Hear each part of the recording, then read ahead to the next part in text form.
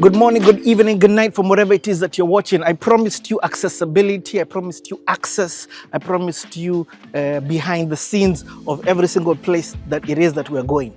Guess what we're saying? Tuko karibu ku occupy hii place. I'm joking. But we are right here. We are at the Parliament of Estonia and we're about to go in. I'm excited about the conversation that we're going to have. I'm excited that this opportunity and this door has opened for us to enter and to learn. We're not just alone. We're with MPs from Kenya, 2 MPs from Kenya. We've got also the clerk from Kenya. We've got one of the organizers from Kenya and myself and Aizo. And we're about to go in and we're about to film. We're going to film. And for me, what is already jazzing me is just the ease. Yani, if I was like this with a camera in Nairobi, by now there would be like, I don't know how many guards on me. But here I can shoot so relaxed, so easily. No fences, no security, no bodyguards. It's just ease and accessibility. So I want to find out, I've got a couple of questions that I want to ask. But for now, tuingie.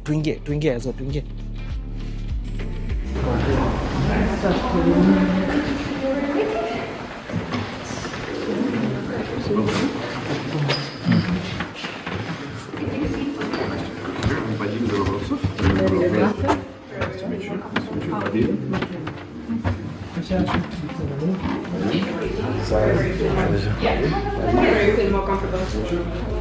Please have a seat.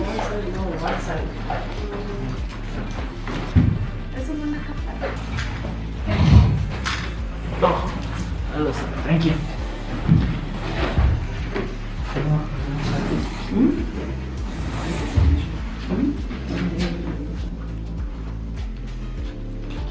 All right, you can take a seat. Yes. Thank you. No worries. Meetings and so on and so on. So if you have any questions, of course, I will be glad to answer it. I'm a member of this Committee of Culture. We have in Parliament like 10 different committees that are in different life spheres, like, for example, Foreign Affairs, Economics, Constitutional Committee, and so on and so on. And the Cultural Committee is one of them. I would actually name it Education Committee because like 90% of all the questions that we handle in this commission are about education and not about culture itself. But of course, we can always say that education is a part of culture, an important part of culture. So basically, let it be the Cultural Commission or Committee.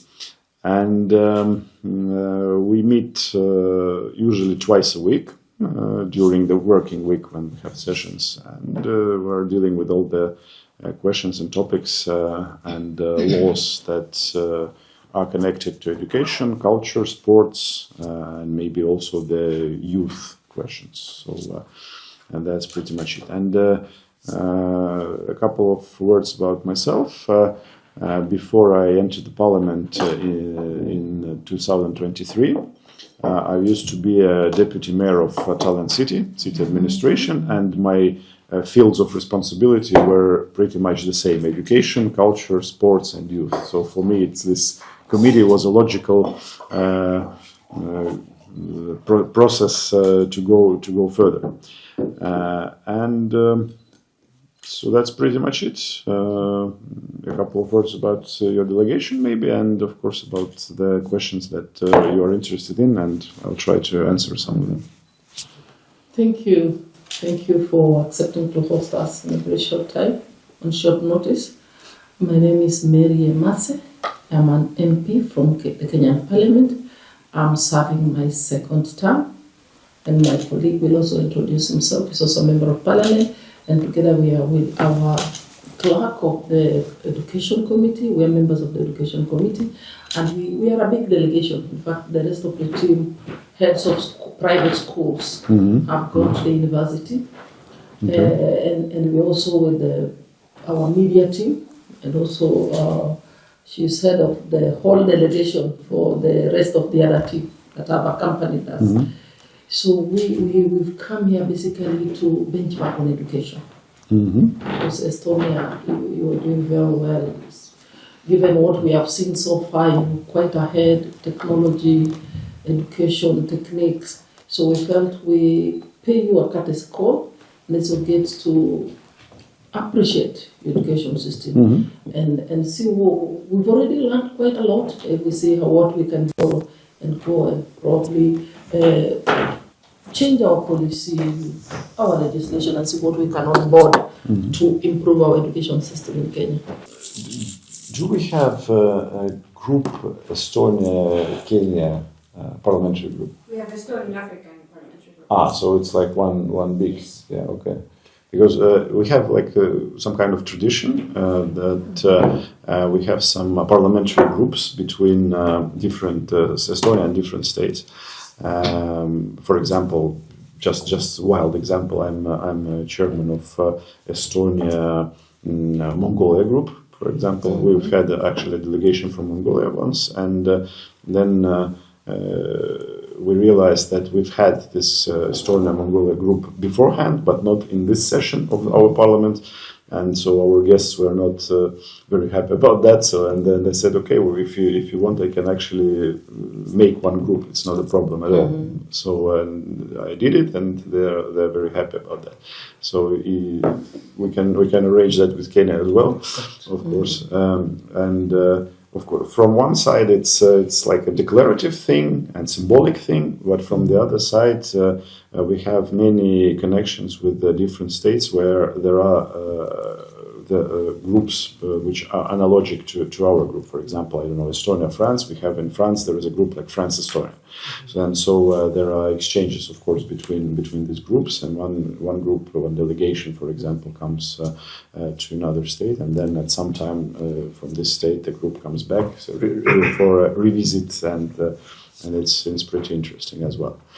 And of course, about the educational system, yes, from one side, we're on the top of the world. We're battling with China all the time, and all the China parts. So this is a big, long fight. But at the same time, if we're talking about digital field, then we were like in Europe, basically, and maybe in the whole world, we were one of the pioneers in this field. In the beginning of 2000s, where we began to develop very quickly the IT sphere, and soon became the so-called Baltic Tiger. So it's like, because we're one of the three Baltic states alongside with Latvia and Lithuania, and our IT development, digital development was so quick that we were called like Baltic Tiger because Tiger is very quick and effective. So that was pretty much the case. At the same time, we can also always say that during last 10 up to 15 years, our development goes a little bit slower compared to the period that I've been talking about, and many other states actually gone further.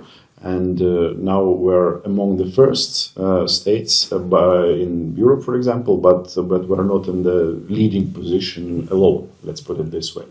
And of course, we have some history of success in this field, but at the same time, we have some setbacks as well lately.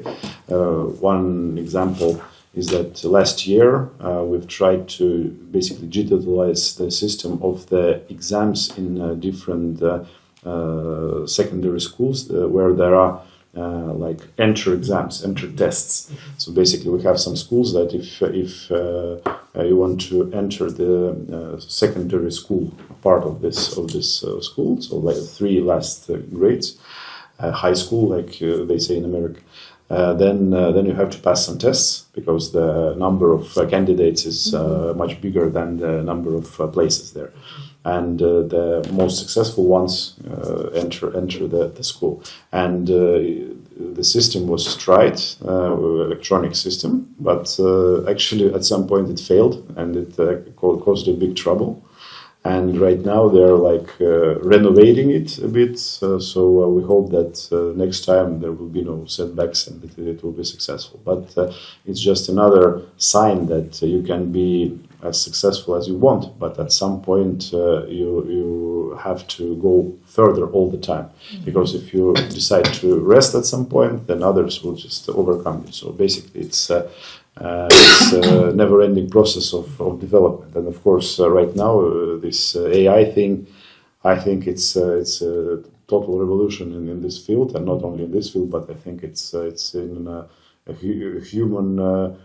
human lives. So basically, it will, and it develops so quickly that basically, if you're going to stop for a while, then you're basically done. So you have to move all the time, and at some point, I guess we also were a bit slow with the developing of the thing, but right now we understood the importance of it, and then we're going further and further. And of course, I guess that it's just a question of time when the AI will become a huge part of the education system, and it already is, but it's still like in its first steps, let's put it this way. But I think that in a matter of very short time, it will become a huge part of the education system, and we have to follow, because otherwise we will lose this process. And as I've understood that we have some education connections with Kenya as well. I understand that we have some dozens of Kenyan students studying in Estonian universities, as far as I understand. And then we have some connections between our university, Tallinn University, first of all, with Kenya. And understand that from time to time we send some delegations to Nairobi, and then they are trying to share our experience with you. And of course, that's very positive, actually. So for us, it's of course a big honor that you find us like a good example of development, and that you're ready to follow us in this process. And that's of course for us, it's very important as well. Thank you. And do you have any? Do you have unemployment? Absolutely, of course. You have unemployment? Yes. Show me a country with no unemployment. It's, because I'm looking at your population size being very small.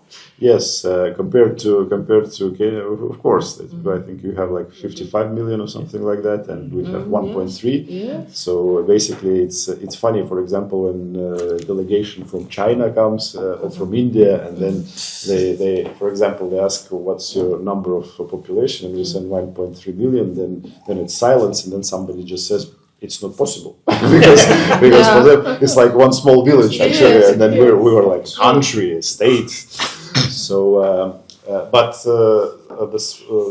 let's put it this way: it also gives you an advantage because, for example, to implement some systems, some reforms, it's better to be a small country because then it's easier to implement it.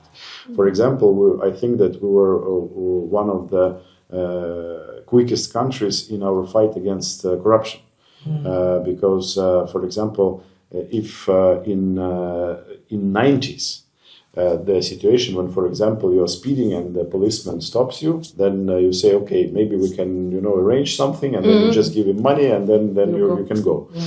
It was usual stuff. Basically, every second stop by the policeman ended like that.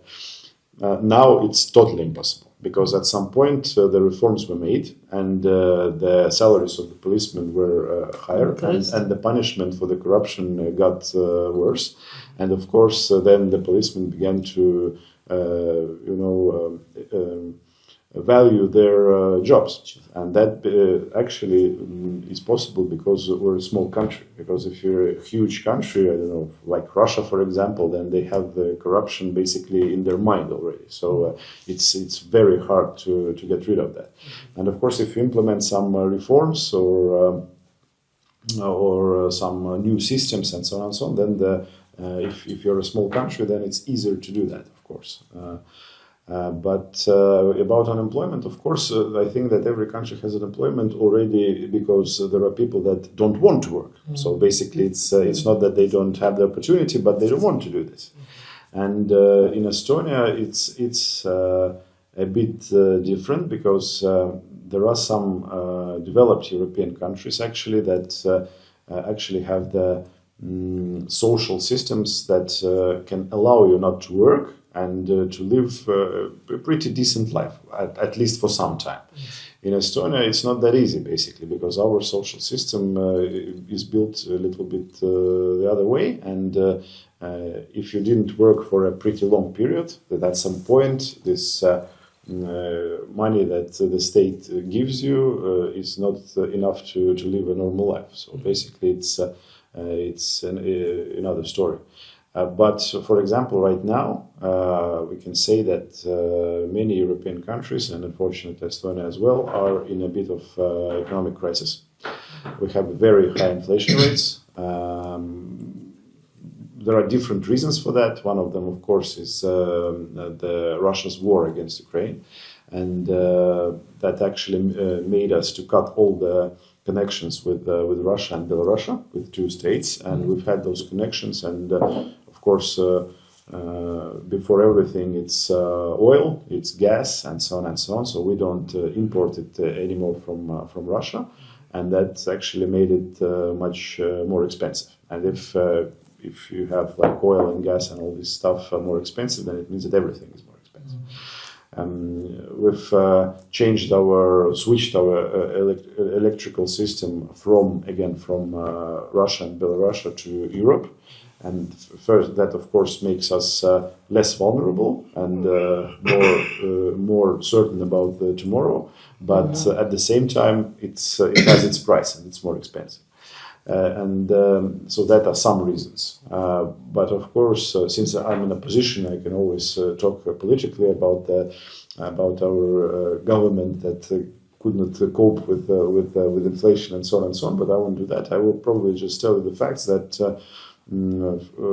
right now we have some kind of economic crisis, and we're actually trying to exit from it right now, because we've had like 3 years of economic decline. We're unique in Europe about that, and right now there are the first signs that we're actually exiting from this period, and our economy began to grow just a little bit, but it's positive with plus sign, because 3 years with minus sign is pretty devastating. And unemployment rate is unfortunately pretty high right now, compared, for example, to the rate that was a year ago. It's higher. I think it's like something about 9%, something like that, if I'm not mistaken. Very low. Yes, it's pretty no. It's very low. Yeah, for us, it's a big number actually. So, Do you think it is your education that has been aligned to that contributes towards this low unemployment, probably? How have you aligned your education system such that it contributes to employment creation, especially for the young people? I think that is an area that would be critical for us to learn from. Yes, given our numbers and very high, our unemployment is at what percent? 30 something. Yes, 37. How much? 37. Yes, very high, very high. Okay. Maybe as you answer this, I'll be trying to find out the 1.3 million people. Who are the majority, the youth or the elderly? Because, we have more elderly people, unfortunately. Yeah, and it gets worse. Okay. So it's a typical story for a European country that we have many people who are elderly people, seniors as we call them, and our demographic rate right now is a catastrophe. Actually, it's the worst in history right now. Last 3 years, I guess. And we don't have a solution. That's the problem. And again, I can criticize the government about not doing anything with that, and so on and so on. But that doesn't solve the problem. The problem still exists, and this problem is critical because at some point we will have a big problem with pensions. Because since the number of pensioners is growing all the time, so you have to have more workers. You have to have more people that are working and paying taxes, so you can actually support the pensioners. Yes. Because the pensioners usually are not working. Yeah. Not in the case of Estonia, though. We have, I guess, the highest rate of working pensioners. So basically, we have the pension age 65. That's the legal age when you can actually say that, okay, I'm quitting with my work and I want to have my pension. Our pensions are not very high. Of course, it depends with whom you compare them. But right now it's something like 800 euros a month. It's enough to have a normal life if you don't have loans and so on and so on. And usually when you are in the pension age, then you don't have loans, so it's easier. But at the same time, we have a pretty high number of working pensioners first, because we have pretty active elderly people that still want to work, still want to be useful for the society. And they find it interesting to continue with their work. And second, usually they don't have any other choice, because first of all, the pension is not that high, and still we have the high rate of inflation. Right now, the prices are going up very quickly. So usually some pensioners just have to work so they could have some addition to their pension, and so they can live a decent life. And of course, that helps in a way to keep this balance with the growing number of pensioners and the number of working people that is going low. But in the perspective, it's a huge problem. And right now we're talking about the ways how to solve it.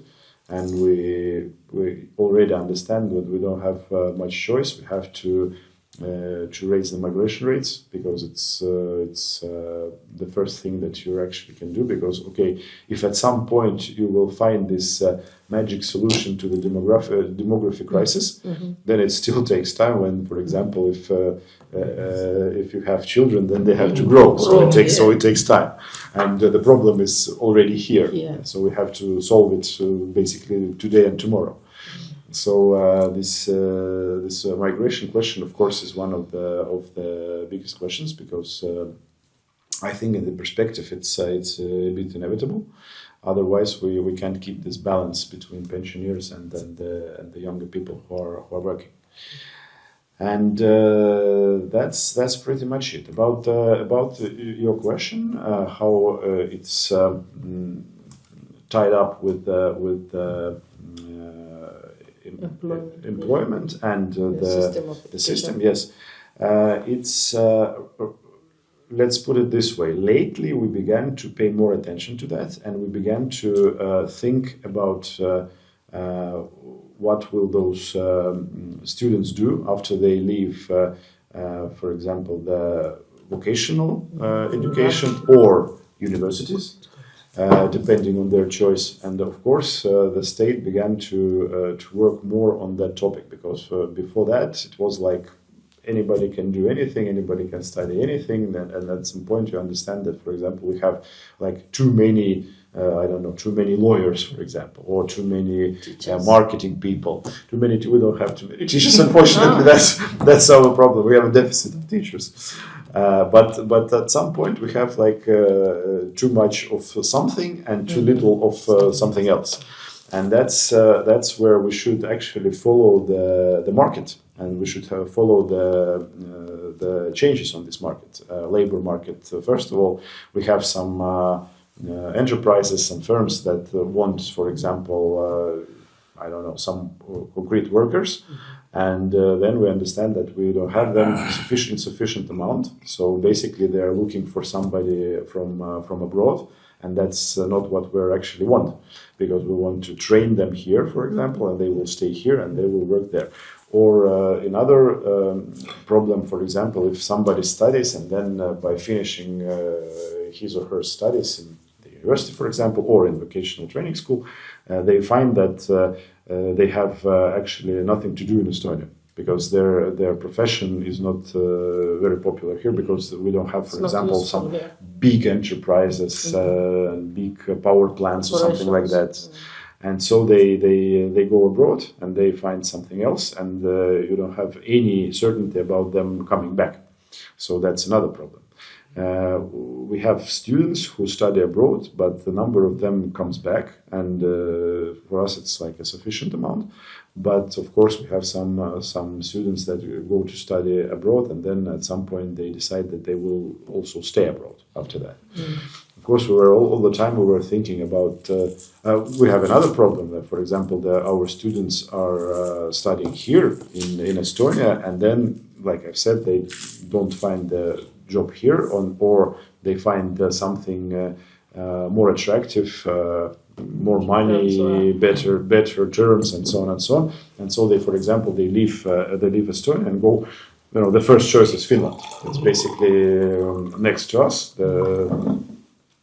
85 kilometers above the sea, and there is also a problem in labor. And for example, at some point they want our medicine workers and others as well. For example, our builders, construction workers, and so on and so on.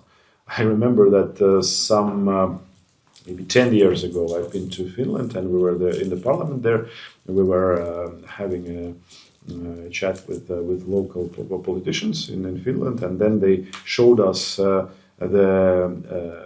this medicine reform that they were planning, social reform, and then they showed that they have a pretty interesting system. We don't have this, but they have the system when you have the state-owned medicine field and privately owned medicine field. We also have this, but they are totally separate. But in Finland, they're very, very much connected to each other, and so basically, it's an interesting system. And then they showed us, for example, that you see the map of Finland. Here is state-owned medicine, here is private-owned medicine, but it's for people it's totally okay. And then they show, for example, in the northern part we have some problem because we don't have sufficient number of medicine workers. But we already decided that how we should solve this problem, and we will have the medicine workers coming from Estonia to work there. And we said, okay, it's not that we have too much of them, so basically it's pretty good for you, but not for us. And yes, that is a kind of a problem. And I remember that at some point. We have too many teachers. We can give you some. Yeah, sure. We can switch. Yes, maybe we'll give you somebody and you can also give us other professions that we don't know. Absolutely. Kenya is a growing country, and so many people interested in technology, and they are very good with technology. Even companies. In fact, today we've learned that most of our schools will be able to procure the software for managing those platforms, for managing the schools and running the schools. So there's a lot we can benefit from each other. Absolutely. That's maybe why we have so many teachers. In fact, for us, we have overtrained teachers. We are exporting a lot of labor even to other countries. Yes. Maybe now I may move out of education, go to politics. I am an opposition member of parliament. She is in government. Okay, so you like so more often we don't agree. Yeah. Though sometimes you agree on critical issues. Of national importance. How your system works. Meaning Kenyan parliament has about 349 members. We have 290 who are elected in a constituency. Yes. We have 47 women members who are elected on affirmative action. Yes, I've read about that. Yeah. And we have 12 members elected on special abilities, maybe disabled youth and something, making 349 members. So I wish to know maybe how your parliament is structured. Secondly, currently we have what we call the 13th parliament, because we've had, since independence, we are currently having the 13th parliament. And the one that will come after us will be the 14th. Maybe what parliament are you now having? Maybe from when you became independent. Do you count from 1991 when, or you count from the initial when? From the initial, yeah. From the initial. Yeah. Those are many, many years ago. Yes. The thing I wish to find out is, are you an opposition member or are you government member? No, I'm the opposition member. So you keep government on toes. Yeah. Okay. First, we have right now we have the 15th parliamentary session, and the first parliamentary session was basically 1921. We have also it was called in other way, but it already was the first parliament that we've had from 1918. That's basically the year that we started to we think that it's like the beginning of Estonian Republic, 1918, when Estonia for the first time became independent. 2 years of war after that, still with Russia, and 1920 the peace treaty was signed, and up to 1940 Estonia was the first Estonian Republic was actually there, and the first parliament was also established. Then it was 50 years of Soviet Union occupation, and then there was no such thing as an Estonian parliament. And then in 1991, since the regaining of the independence, we began to like move further with our parliament. So right now it's the 15th session. How do we? I know about your system. It's pretty interesting, actually. And you have like 2 houses, like I understand, upper and lower houses. Senate. It's a bit like a British system, but in Some Estonia, mixed, more or less, yes, hybrid. in Estonia we have only this one level, 101 members of the parliament. Okay. Of course, we'll all the time have the discussion about whether it's too much. You know, it's like 101, and there is only 1,300,000. So maybe it should be less. You have how many members? 101. 101. 101, yeah. Okay. If you ask me, then I think that if it would be like 81, it would be totally sufficient, for example. But it's a tradition, and if you look at, for example, at other European states, then it's pretty average number. It's nothing special. And we are elected from the whole country. It's just one way how you elect the lists of the different parties, only the parties, political parties. And then there are like 3 ways how you can enter the parliament. First, to get your personal mandate. For example, a quota is the number of votes you need to go to enter the parliament. In the district, Estonia is divided on 12 districts. Okay. For example, the capital city of Tallinn is divided by 3 different districts during the elections. And then if the quota is, for example, 6,000 votes, and if you receive yourself 6,000 votes, that means that you are actually in the parliament, despite the fact that, for example, your party is not in the parliament, or how much did your party actually get in the sense of votes, you're still in the parliament because you received the personal quota. It's like the biggest thing. Right now, I think that we have something like 11 members of the parliament who actually enter the parliament thanks to their personal quota. So it's pretty rare. Like 10% or something like that. Then the second is when your list number of your candidates fills this quota. For example, again, 6,000, but not one person, but for example, 9 persons who are in the list. And then the person who got more votes than any others in this list is like the first, and so he enters the parliament. And then there is a third way. It's called compensative mandate. It's a pretty controversial thing because when all the parties are presenting their candidates during the parliamentary elections, then overall every party has 125 candidates all around the state. And then the parties put those candidates in a special list from 1 to 125. Yes, so and the party puts the first ones depending on the party's needs, not by the popularity among the people, actually. And so, for example, when all the votes are counted, and then you know that, for example, we have some personal mandate owners, that's one thing. Then we have a number of those, that's the biggest part, actually, who received the so-called regional mandate, like I've said, the first in the list after the elections. That's the biggest part. And then you have another third part, the smaller part, that actually there is a number of votes that are in the whole pot after that. And then those votes are divided between the parties who actually entered the parliament. The more votes one party got, the bigger is the number of the votes from this pot that goes to them. It's called like don't system or something like that. The apostrophe or ont, something like that. And then, for example, a party receives like another 5 or 6 mandates, additional mandates. And then they take this list of 125 people, and then the first ones who are in this list, who didn't enter the parliament the first two ways, yes, enter it the third way, because they're high in this list.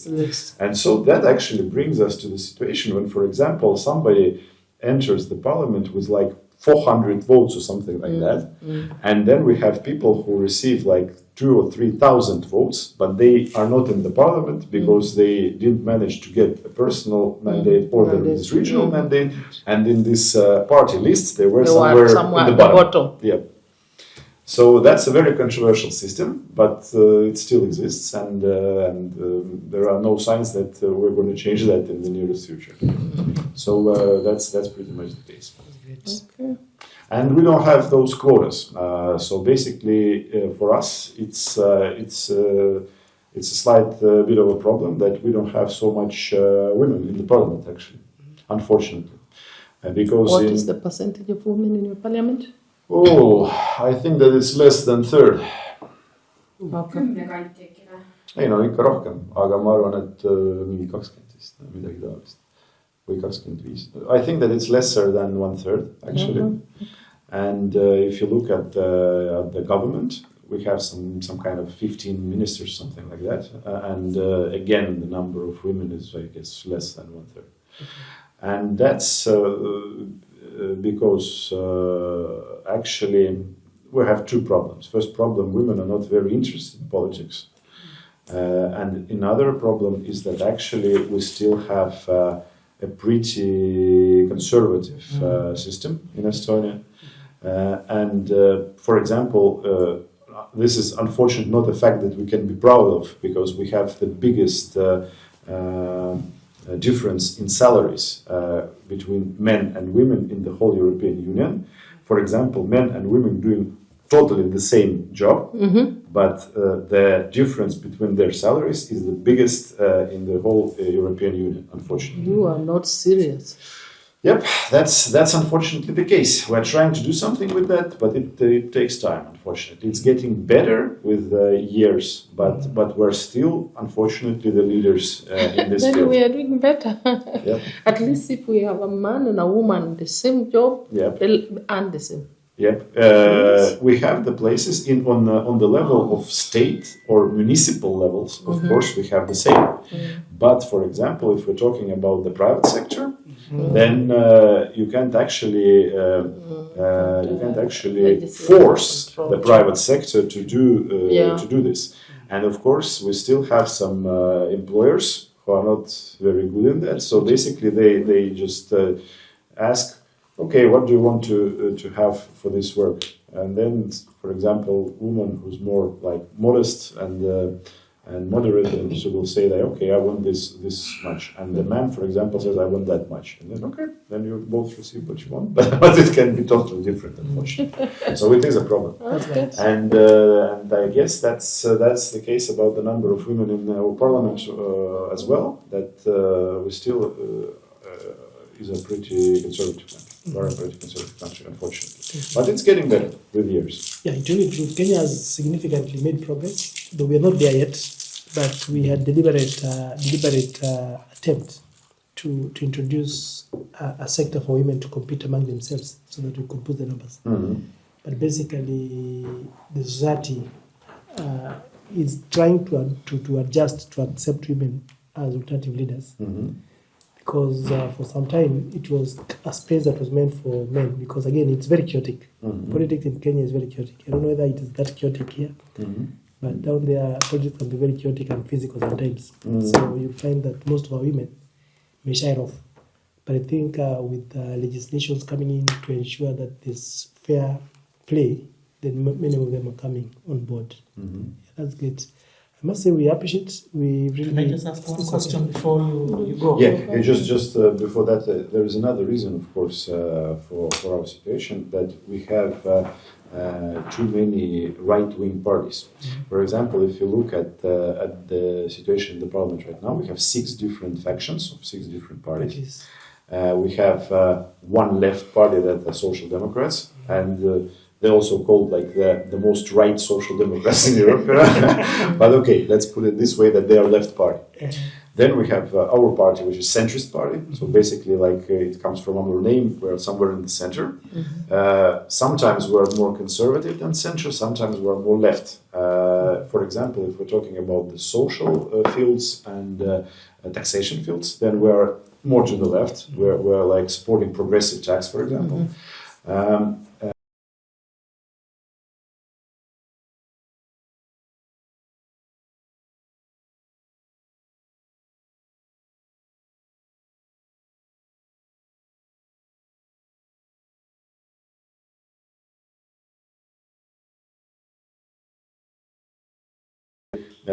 At this point, when Estonia regained its independence, it was like kind of allergy for like left politics, because left politics were associated in people's mind with communists. Of course, it's not like this anymore, but the tradition is still pretty strong. So now we have in the parliament like 4 right parties, 1 center party, and 1 left party. So you basically see that it goes too much to the right. And the right parties, for them, you know, the question about how many women we have in the parliament is never an issue. So basically, it's of course they can say that it would be certainly better if we would have more women in the parliament and in the government and so on and so on. But when it comes to some actual deeds, yeah, you have a question. Just to, first of all, to chime in, despite the fact that you may say you're conservative, Kenya has never had a woman president, and Estonia has. Who came to Kenya and who I also happened to meet. So you've had that. But my question is around your digital. And I'm so glad that we get to ask you this question, because when I came here, the one sector that we didn't get to enter was into the parliament. And we've got 2 parliamentaries here. Estonia is 100% digital in terms of the parliament. So what does that look like on a day-to-day basis? Is it, and I want them to hear it, especially from the aspect of voting, and how does your day-to-day working incorporate digital in what it is that you do? I remember that 2021, I guess, was the year when our female president, Kersti Kaljulaid, visited Kenya. Yeah, but she was like the first female president and the last female president, because, there was too little time, because she was like our previous president. So basically, there will be definitely other women presidents. And for example, the chairman of our parliament. Right now, it's again a male chairman, but we've had also one time a female chairman. All others were men. So it's, but you know, we've had exceptions. And about the digital thing with our parliament, we can actually do many things digital, but we especially are not doing it, because, for example, if we're having sessions, then we're having sessions physically in this building and in our sitting hall. Because that disciplines, actually. We've seen pluses and minuses during the COVID pandemic, because then it was like there were positive sides and negative sides about that. The positive side, for example, was that our schools got to online education in days, basically. It was done like this. So, okay, nobody goes to school anymore, everybody studies at home, and you all have laptops. Who doesn't have laptop, we will provide laptop, and so on and so on. So basically, for some weeks, especially first weeks when nobody understood what's going on, actually. So it was decided it would be better to put all the kids, you know, on the domestic education, but with online education system. So we've done that in a couple of days, and it was like a story of success, of course. But at the same time, the positive thing about this digitalization was that we all moved to online very quickly, and we've had meetings, conferences, big events, and so on, which were totally online, 100% online. Then at some point, when COVID was already over, we went to a hybrid system. So basically, you can come, or you can be on the internet, so basically online. And at some point, we understood that it also can be a problem, that it also can be actually a negative side, because the discipline is going lower. For example, okay, you have a meeting or something like that. You have like, I don't know, 20 people in sitting physically, and 25 people, for example, are online. And they are not switching on the cameras. And so you don't even know whether they're listening to you or whether they're present there, or they just put it like, To show they're present. yeah, absolutely. From time to time, you just have to address them. Okay, what do you think about it? So, okay. So at some point we understood that it can be actually a problem, and then since we don't have a pandemic situation anymore, so we decided that it's better that we will, with the parliament, we will move totally to the physical presence. So if you want to vote, for example, in the sitting hall, then you have to come and vote. Even your desk neighbor can vote for you, because it will be like a big offense actually. So I guess that I wasn't a member of the parliament back then, but I think that we had some period of work, which was actually when it was possible to vote online, and I remember that government also got online and decided something. But overall, it was a pretty short period, and then it was decided that if you want to be present, then you have to be present physically. At the same time, for example, our committee sittings, committee gatherings can be hybrid, and from time to time we do that. So basically, like the number of members of our cultural committee present here in this very room, and then we have some on the television. I use that from time to time myself as well, for example. It's very convenient if, for example, somebody is abroad or somebody is not present in Tallinn, is somewhere else in Estonia, and then you know that at some concrete time you have to be like virtually present at least. And citizens, what about the citizens voting in elections? Yeah, that's another thing. It's also like a pretty controversial thing, I must say, because we've actually introduced the electronic voting system, if I'm not mistaken, 2007. We were like the pioneers of that.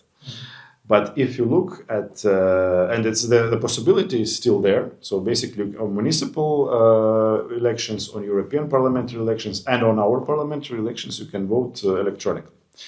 But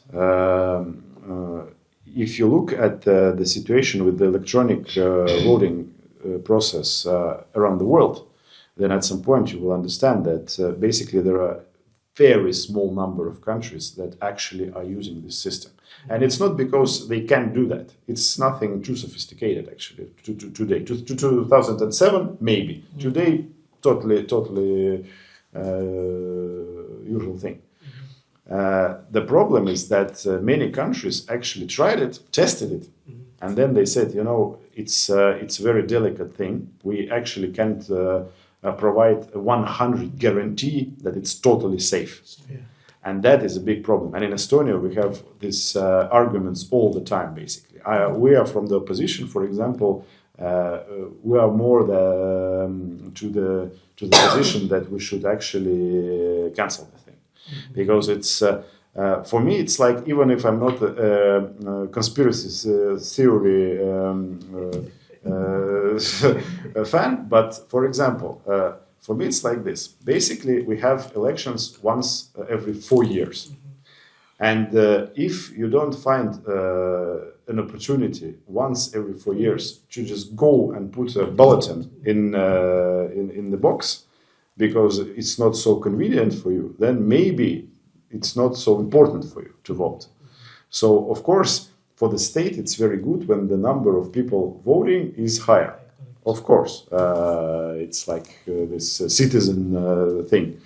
But at the same time, if you're voting only because you can do that sitting by your computer or with your phone, and basically, for me, it looks like this. Okay, you're like using your computer, you're reading some news, then you're looking, okay, what will the weather be tomorrow? Okay, then you pay your electricity bill, then you buy 2 tickets to the cinema, then you choose your country a new power for 4 years, and then you just look through emails and so on and so on. So it's something bigger than this, or at least it has to be bigger than this. So it has to be like your conscious decision, basically. So you want to do that, and if it's the case, then you can go once for every 4 years and just put the bulletin in the box.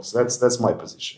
Okay. But of course, there is another position that since we're so digitally successful and so on, then we should give people the opportunity to vote electronically. But again, if you look at the number of states and what are those states who are actually doing this right now, Russia, Venezuela, and so you have questions about the democratic processes in those countries. So maybe it's not a very good example of the country that we should follow. So. Yes, we have this opportunity. Yes, it's totally present, but actually it's a very controversial thing. And I must say that lately the number of people who are actually questioning this thing, whether there should be a system of electronic voting, the number of these people is growing. The number of people who are not who don't trust the electronic voting system right now is about 40 with something percent. And it's a pretty big number already. Okay, it's less than half, but I think that maybe some years and it will be like 50-50. And then it's already a question whether we should have that. It's prone to abuse. Yep. It's prone to abuse and interference. Yes. Let me ask one last thing. Yeah. Tell us something about your land policy. Government owns all the land? No, of course not. Okay. How is it? Because we find the country so green, and we are told 50% is trees. Yeah, we're a pretty green country. Yeah, that's why, for example, I'm not a very big fan of all those green reforms and so on, because, like I say, first of all, we're very small, so we can do anything, and actually the planet won't actually even pay attention to that, because when we have like huge countries, like for example, I don't know, China, United States, Russia, and so on, who are not giving a damn actually about the all those climate changing factors, then we here can do anything, but it won't change anything. And another one, Estonia is a very green country, actually. We have a pretty pure air. We have all these green things outside. We have very many trees and parks and forests and so on and so on. So, but the question of property, we have state-owned land, of course, and it's a sufficient number actually, but many places are owned either by municipal administrations, for example, like Tallinn city, and we have a huge number of private-owned land as well. So it's totally usual thing. And for example, if you were talking about the living conditions. So then people either have like a small land with their private houses, or we have multiple stored buildings with apartments and then flats, and people live there, and then basically the land around this multi-stored building, there is a small amount of this land, and the land itself, when this big house stands, it's divided by some, how should I say this, parts that you don't see, and you can actually you can touch it, but officially it's like a piece of land, and then if you own an apartment in that building, then you own some part of the land under this building.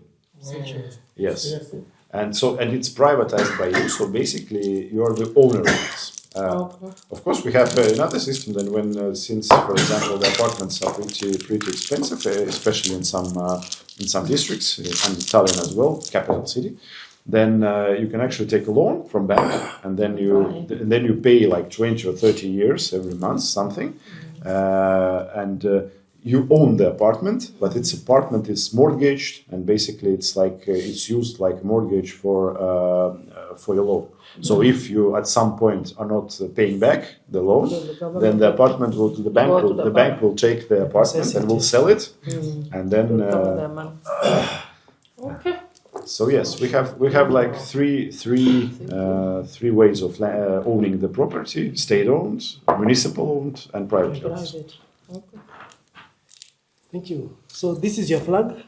Yes, the left one. Of course, the other one is ours. You know, your flag is so popular among our Because people of- who are actually big fans of sports, because you know we all know how your athletes run, Thank you. and of course all envy Kenya when we see, and we don't understand why you people how are you running this way? It's unbelievable, of course. So It's gifting from God. absolutely, It's gifting from God. of course, we're told a very funny legend, but maybe it's true. I don't know that. For example, every child in Kenya has, if he or she has to go to school, then the school is like 30 kilometers away from the home, and since you don't want to be late, then you have to run. And since there are many dogs on your way, dogs, so then you have to run faster, so the dogs won't get you. That's like a funny legend. But yes, it's very impressive, of course, how Kenyan athletes are running, and we're always We like, are known for athletics. yeah. And of course, to cut a long story short, I will explore this possibility of, for example, making this Estonia-Kenya group. Yeah, sure. I will have some members in that, and then We'll equally talk to our speaker so that we can also have a caucus. Yes, Estonia, yes, Kenya. yes. Then we can form partnership between our members and their members, and we have some collaborations. of course, and yeah, sure. I will also have this. Probably like that. I think if we answer the question on migration, the immigration policy, for example, if you have Kenyan teachers who are looking for jobs, what is the policy around that? Yes. So that's an interesting question, because we have some pretty good restrictions on our teachers. So, and basically the biggest restriction of all is language. So basically, if you want to be a teacher in Estonia, then you're not a teacher in a private school, but you're a teacher, for example, in a municipal school or in a state-owned school, then you have to know Estonian language. So that's the problem. And with our private schools, it's a bit different. There we have private schools where the educational process is in English, for example. So that's totally another thing already. And how about other job markets, other professions? How easy is it for someone from Kenya, Africa to come? We have a migration policy right now that we have some quota. And it's not very high, but at the same time, there is a restriction, if you can put it this way, that it has to be a specialist. And if, for example, I am the employer here, I own some business or something like that, and I don't find workers. That's still within. Yeah, I don't find the workers, for example, in Estonia that suits me. But I know that, for example, in Kenya there are workers that I would like to bring to Estonia.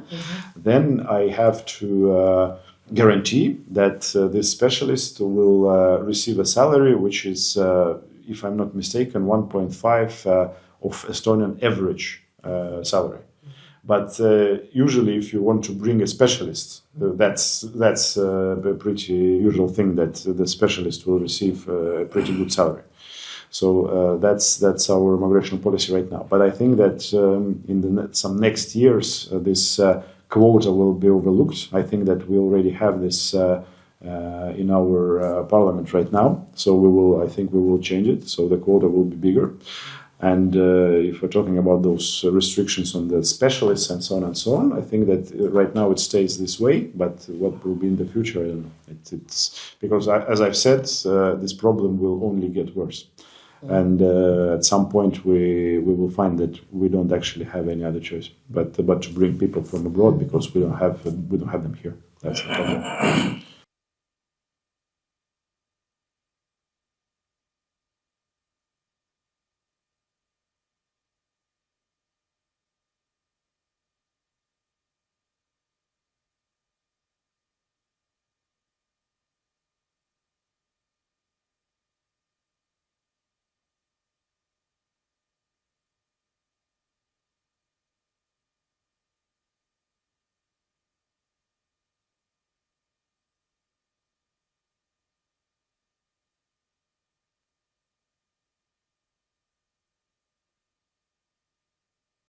in 1991. Then the tradition is that the Speaker of the Parliament, the Chairman of the Parliament, when he leaves his work, for example, another Speaker is elected, then he has an opportunity to order a portrait, and he or she, himself or herself, chooses the artist that will actually paint this portrait. And the Parliament pays for that. So that was our first speaker since the regaining of the independence, Oyugi, 1992, I guess. But he's already in another world. But others are totally alive. And if you look at those, then you can understand and you can see that all the portraits are in totally different styles because they're all made by different artists. Yes, so it's Thomas Sari, the first and still the last female speaker. Yes, and Erima. Thomas Marek, and for example, Eiki Nestor, Social Democrat, but he chose a famous Estonian artist, very good artist, but he's not a portraitist. And in my opinion, it was a very wrong choice because, you know, it's I don't know, it's not a real portrait. Yes, because if you look, for example, here, it's almost like a photo. Yes, but it's a portrait made by artists. And of course, this one, okay, if he's happy, that's and then the wall actually ended. So the last one was an ex-speaker or ex-chairman is here. If you ask me, then it's kind of impressionist work. And then, right now, we have another speaker from the other party, and then you already have the place there. Yes. And, but after that, you see the wall ends. So basically, there will be a problem with the next one, because we don't know where to put it. Yeah. Because around the corner it can be put because we have all the exhibitions there and there's a special hall for the exhibitions. On the other side we have the portraits from the Ringo that was actually before the occupation. They are not paintings, they are like photos there. These are not traditional because in our Parliament we quite have the same, they are photos, not artists. Yes. Yes. This is better. These are artists, this is better. Yes. And you choose your artist. You choose your artist. These are Yes, because yes. So this is the white hole.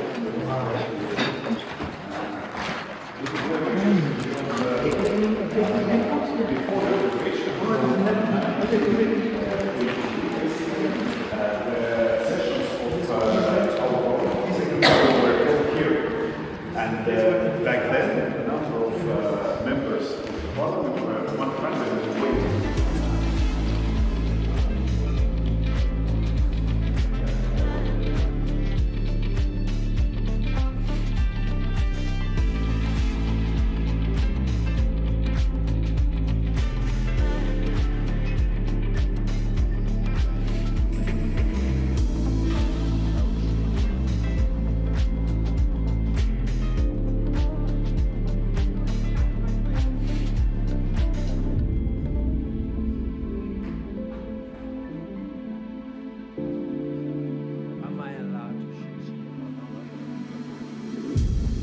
Wow, Boltimekam was say. Boltimekam, how amazing was that conversation?